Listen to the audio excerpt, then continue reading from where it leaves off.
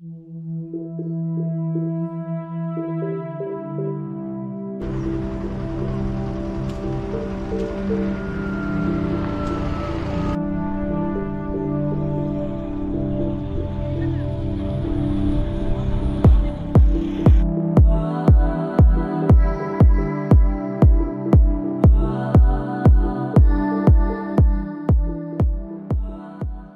సంచారీస్, ఎలా ఉన్నారు? నేను మీ సింగిల్ సంచారి. Welcome to our YouTube channel. ఈ ప్లేస్ ఏంటి భయ్యా, ఇంత బాగుంది? ఈ ప్లేస్ చూడంగానే నాకేం గుర్తొచ్చిందో తెలుసా? ఏపీలో ఉండాల్సిన కోనసీమ కర్ణాటకకి ఇప్పుడు వచ్చింది. ఇదే అలా నా మైండ్లో రన్ అవుతూ ఉంది. ఇక్కడ చూస్తున్నారు కదా, ఇదే శారావతి రివర్. మనకి గోదావరి ఎలాగో కర్ణాటకకి ఈ శారావతి రివర్ అలాగా. హొన్నావర్ గురించి నన్ను అడిగితే హిడెన్ జెమ్ ఆఫ్ కర్ణాటక అని చెప్తా. హొన్నావర్లో మనం కంప్లీట్గా చూడాలనుకుంటే వాటర్ ఫాల్స్, ట్రెక్కింగ్ ప్లేసెస్ చాలా ఉన్నాయి. కానీ శారావతి రివర్లో boat ride very very special. సరే, వీటన్నిటి గురించి మాట్లాడుకునే ముందు హొన్నావర్ బోట్ రైడ్ ప్లేస్కి నేను ఎలా వచ్చానో చెప్పాలి కదా. అలా చెప్పాలంటే ముందు నా జర్నీని మురుడేశ్వర్ నుంచి స్టార్ట్ చేయాలి. Let's start our journey from Murudeshwar main road.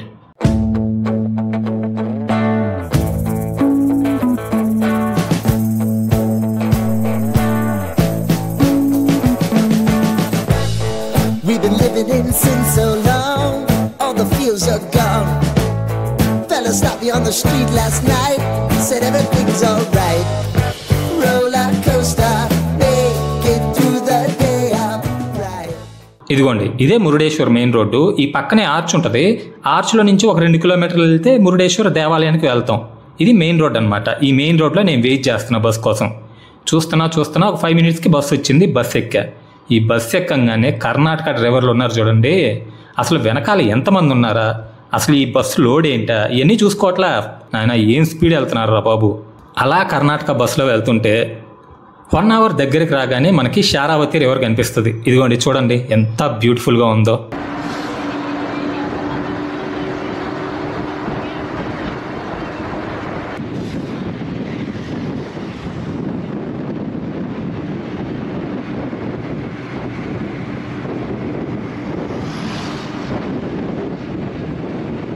ఆ Sharavati river దాటుకోగానే Honnavar bus stand అని చెప్పలేను కానీ ఒక సర్కిల్లో దింపేసింది. ఆ సర్కిల్లో దింపిన తర్వాత ఆ సర్కిల్లో అటు ఇటు చూస్తూ ఇక్కడి నుంచి మనం హొన్నావర్లో చూడాల్సిన ప్లేస్లో ఏది దగ్గరగా ఉందా అంటే ఆటోలు, బస్సులు ఇవేమి ఎక్కకుండా ఏది ఇక్కడి నుంచి నడిచి వెళ్ళొచ్చు అని గూగుల్ మ్యాప్లో సెర్చ్ చేస్తే హొన్నావర్ బోట్ రైడ్ అని చెప్పేసి చూపించింది. ఈ హొన్నావర్ బోట్ రైడ్ గురించి మళ్ళీ గూగుల్లో సెర్చ్ చేశా. హొన్నావర్లో చూడాల్సిన ప్లేసెస్లో ఇది ఫస్ట్ ప్లేస్లో ఉంది. ఓకే, మన టైం బాగుంది అనుకొని ఇక్కడ నుంచి 1.6 కిలోమీటర్సే కదా అని మెయిన్ రోడ్లో అలా నడుచుకుంటూ వెళ్తున్నా. నడుచుకుంటూ వెళ్తూ ఒక దగ్గరికి రాగానే రైట్కి చూపించింది. ఆహా, దొరికేసాం అనుకున్నా. ఎందుకో తెలుసా, 1 కిలోమీటర్ మనం నడవాల్సింది మెయిన్ రోడ్లో కాదు, ఒక చిన్న గల్లీలో. మీరు ఫ్యామిలీస్తో ఇక్కడికి వస్తే ఏం చేయకూడదో అది నేను ముందు సింగిల్గా నడుస్తూ నేను చేసేస్తున్నా. అంటే ఈ వీడియో మీకు ఒక రిఫరెన్స్ లాంటిది. మీరు ఒకవేళ హొన్నావర్ వస్తే హొన్నావర్ బస్ స్టాండ్లో నుంచి బోట్ రైడ్కి వెళ్ళాలి అనుకుంటే మీరు ఆటో తీసుకొని బోట్ రైడ్ ప్లేస్ వరకు వెళ్ళండి. 1.5 కిలోమీటర్ 2 కిలోమీటర్సే కదా అని చెప్పేసి నడిచి వెళ్ళొద్దు. అక్కడి నుంచి నడుచుకుంటూ వెళ్తుంటే ఈ ఇల్లులు కానీ లేకపోతే అక్కడ వాతావరణం కానీ అక్కడ కొబ్బరి చెట్లు కానీ సూపర్ అంటే సూపర్ అండి బాబు. కానీ ఇక్కడ కొంచెం హార్బుల్ థింగ్ ఏందో తెలుసా, కుక్కలు ఇంటికి ఒక 4 ఉన్నట్టున్నాయి. కానీ ప్రతి ఇంట్లో కొబ్బరి చెట్లు కానీ ఖర్జూరం చెట్లు కానీ లేకపోతే పనస చెట్లు కానీ నిజంగా ఇల్లులు బాగున్నాయి, వాళ్ళ తోటలు బాగున్నాయి. నేను నడుచుకుంటూ వెళ్తున్నాను కదా, ఈ జర్నీ కూడా సూపర్ అంటే సూపర్. కాకపోతే అలా నడుచుకుంటూ వెళ్తుంటే బోటింగ్ పాయింట్ ఇంకొక 200-300 మీటర్స్ ఉందనగా నాకు రైట్ సైడ్లో శారావతి నది కనిపించింది. సరే, బోటింగ్ పాయింట్ దగ్గర బిజీగా ఉంటుంది కదా, ఇక్కడ వెళ్ళి కాస్త ప్రశాంతంగా చూసుకుందాం అని చెప్పి వెళ్ళాను. ఇక్కడ లోకల్స్ ఉన్నారు కదా, వాళ్ళు ఇక్కడ బోట్స్ పార్క్ చేసుకుంటారనుకుంటా. నిజంగా చాలా బాగుంది ఇక్కడ నుంచి వ్యూ అయితే మాత్రం. ఎందుకంటే ఎటువంటి రిస్ట్రిక్షన్స్ ఇక్కడ లేవు. నాకు ఒక మంచి పాయింట్ దొరికింది. అది కూడా కాకుండా ఈ శారావతి నది మొత్తం వ్యూ చాలా బాగుంది. కరెక్ట్గా నేను వెళ్ళినప్పుడే అక్కడ ఒక బ్రిడ్జ్ ఉంది. ఆ బ్రిడ్జ్ మీద వందే భారత్ రైలు వెళ్తుంది. శారావతి నది చుట్టుపక్కల పచ్చని చెట్లు, అక్కడ ఆ బ్రిడ్జ్ మీద వందే భారత్ రైలు. నిజంగా ఆ సౌండ్ ఉంది కదా, అది వింటుంటే చాలా స్వీట్గా అనిపించింది. బోటింగ్ పాయింట్ దగ్గరికి నడుచుకుంటూ వెళ్ళాను. ఈ బోటింగ్ పాయింట్ దగ్గర చూడండి బోటు. ఈ బోర్డు చూడగానే నాకు యమదొంగ సినిమాలో ప్రియమణికి ఎన్టీఆర్కి మధ్యలో ఒక సాంగ్ వస్తుంది కదా, ఆ సాంగ్లో పడవ ఊగుతుంది స్టార్టింగ్లో, అలా అనిపించింది ఎగ్జాక్ట్గా. బోటింగ్ పాయింట్ దగ్గరికి వెళ్ళాను. బోటింగ్ పాయింట్ దగ్గరికి వెళ్ళగానే ఒక బ్రిడ్జ్, ఇప్పుడు నేను ఇందాక చెప్పాను కదా రైల్వే బ్రిడ్జ్ అని చెప్పి, ఆ రైల్వే బ్రిడ్జ్ దాటగానే ఈ బ్రిడ్జ్ ఉంటుంది. ఈ బ్రిడ్జ్ మీద నుంచి మాత్రం వ్యూ చాలా బాగుంది.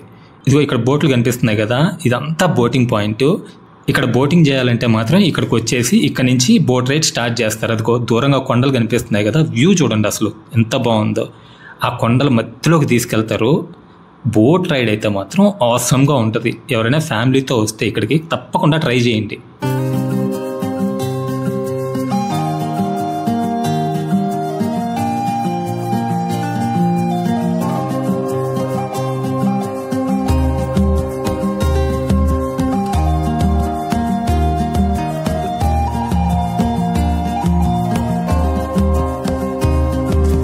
ఇప్పుడు ఒక బోట్ వస్తుంది చూడండి ఇటు పక్కకి, అది వాళ్ళని ఆ కొండల మధ్యలోకి తీసుకెళ్ళి మొత్తం తిప్పి మళ్ళీ తీసుకొస్తున్నారు. ఇక్కడ బోటింగ్ వచ్చేసి 1.5 hours to 2 hours ఉంటుందండి. మ్యాక్సిమం ఒక గ్రూప్ ఆఫ్ పీపుల్కి అయితే మాత్రం 1500 నుంచి 2000 ఛార్జ్ చేస్తారు. లేదు షేర్డ్ కూడా ఉంటాయి. ఇక్కడ ఒక పర్సన్కి 200 నుంచి 300 వరకు ఛార్జ్ చేస్తారు. దీనికి ఇక్కడ ఆఫ్లైన్ టికెట్ బుకింగ్ ఉంది. మనం వచ్చేసి బుక్ చేసుకోవచ్చు. హ్యాపీగా ఇక్కడ రైడ్ని ఎంజాయ్ చేయొచ్చు. చాలా బాగుంది అసలు చుట్టుపక్కల వాతావరణం అయితే. నాకైతే మాత్రం మన ఆంధ్రాలో కోనసీమ ఈ కర్ణాటకకి ఇప్పుడు వచ్చిందా అనిపించింది. అంత బాగుంది.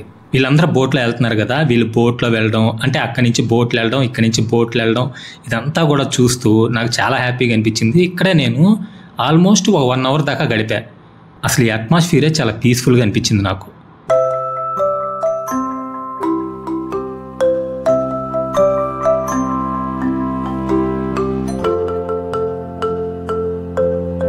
ఇప్పుడు నేను చూపించాను కదా, మీకు కూడా ఈ ప్లేస్ అంతా నచ్చిందని అనుకుంటున్నాను. హొన్నావర్ వస్తే మాత్రం ఈ బోటింగ్ పాయింట్ అనేది మస్ట్ అనమాట.